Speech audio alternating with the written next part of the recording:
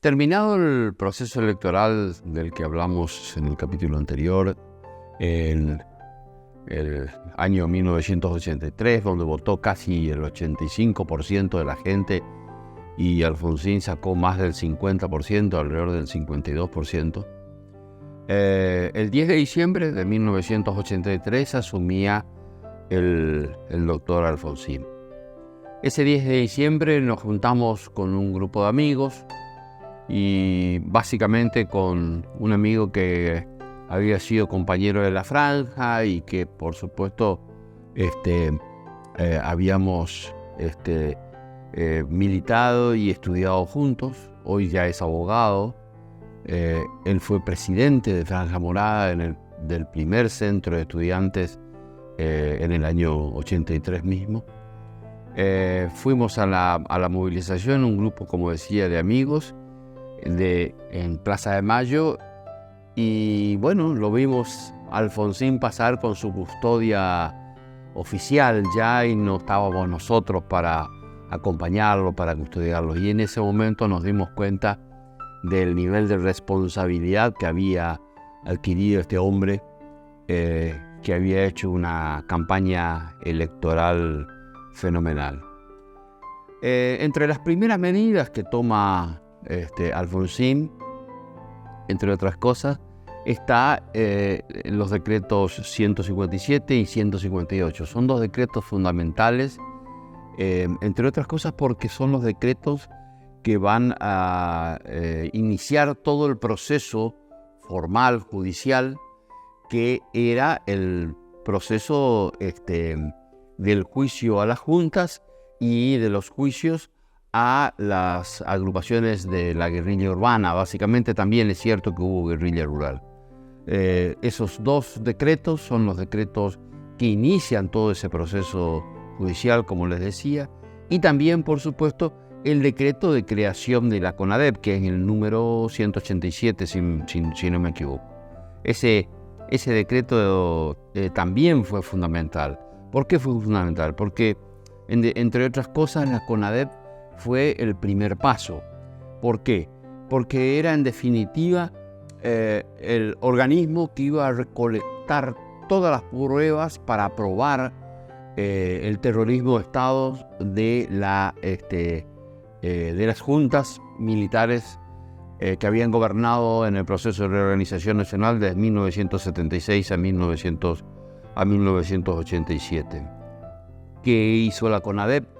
Juntar, como decía, toda la información necesaria y todas las pruebas necesarias para probar que esa decisión había sido una decisión sistemática y que había sido planificada por las juntas militares. Cuando Alfonsín termina su mandato en el año 1989, gran parte de las juntas militares estaban presas y otros referentes importantes del poder militar de aquellos años. Y por supuesto, también estaban presos aquellos hombres que habían dirigido la guerrilla urbana. Y por supuesto también estaba preso López Rega, que había sido el creador de la AAA. Esas son las cosas que muchas veces no se dicen. No se dicen de Alfonsín. Alfonsín, cuando termina su gobierno, una parte importante de aquellos que habían cometido delitos durante 1976 a 1983 y antes también, esas personas que habían cometido delitos estaban presas. Todavía no había terminado ese proceso judicial, pero por supuesto se había avanzado muchísimo.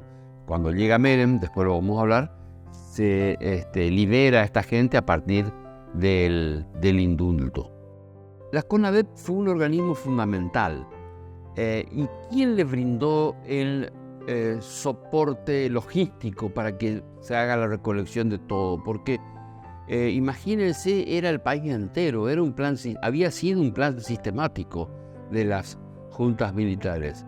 Y el apoyo logístico lo dio el Ministerio del Interior, con Antonio Trócoli. que no era casualmente un hombre de las personas que uno más apreciaba dentro de la Unión Cívica Radical, porque tenía una visión un poco más conservadora de la que teníamos nosotros, pero había cumplido con su deber dando todo el apoyo logístico a la CONADEP, que estaba integrada en ese tiempo por personalidades fundamentales como el pastor Meyer de la iglesia evangélica, como el obispo de Nevares de la iglesia católica, como Magdalena Ruiz Guiñazú, mujer de los medios de comunicación, como Ernesto Sábato, uno de los escritores vivos en aquel tiempo más reconocidos, como Klimovsky, que era un científico fundamental, o Graciela Fernández de Meijide, que era integrante de la Asamblea Permanente por los Derechos Humanos.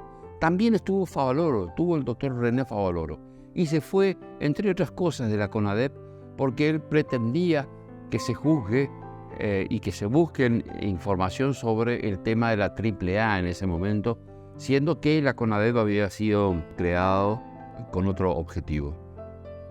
Fue invitado el PJ a participar, y el PJ dijo no vamos a participar de un organismo sesgado, si se quiere, en su opinión.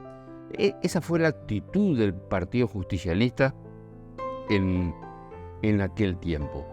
Este organismo logró finalmente aunar todas las pruebas y hacer hizo que el juicio llegase a buen puerto. Y debo decirlo, para que se comprenda, Alfonsín respetó su palabra empeñada durante la campaña electoral. ¿Cuál era él?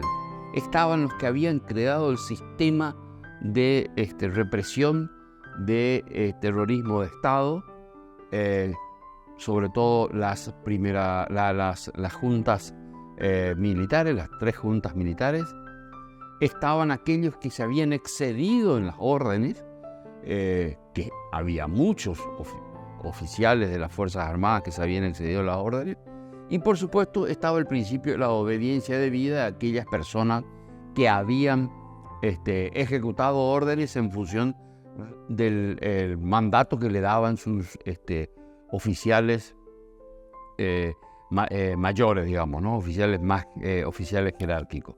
Por eso digo, Alfonsín en 1983 ni bien inicia su gobierno, el 15 de diciembre dicta esos 2 decretos y después dicta, al poco tiempo, los días, dicta el decreto de creación de la CONADEP, que en definitiva fue, entre esos 3 decretos, fueron los que permitieron el juicio más importante de la historia argentina, y también uno de los juicios más importantes de la humanidad, porque nunca un tribunal civil había juzgado a las juntas militares, en este caso, que habían cometido delitos de lesa humanidad. Por eso es que para nosotros, los integrantes de la Unión Cívica Radical, es importante reivindicar ese juicio. ¿Quiénes fueron los ideólogos? Básicamente, Carlos Nino, un constitucionalista al que conocí, y Jaime Malamud Gotti fueron los 2 más importantes constitucionalistas de aquel tiempo, que le dieron toda la filosofía del derecho para que se pueda llevar adelante un juicio de esta naturaleza. En el próximo capítulo veremos otro de los puntos centrales en el cumplimiento de la palabra empeñada por el doctor Raúl Alfonsín en el año 1984.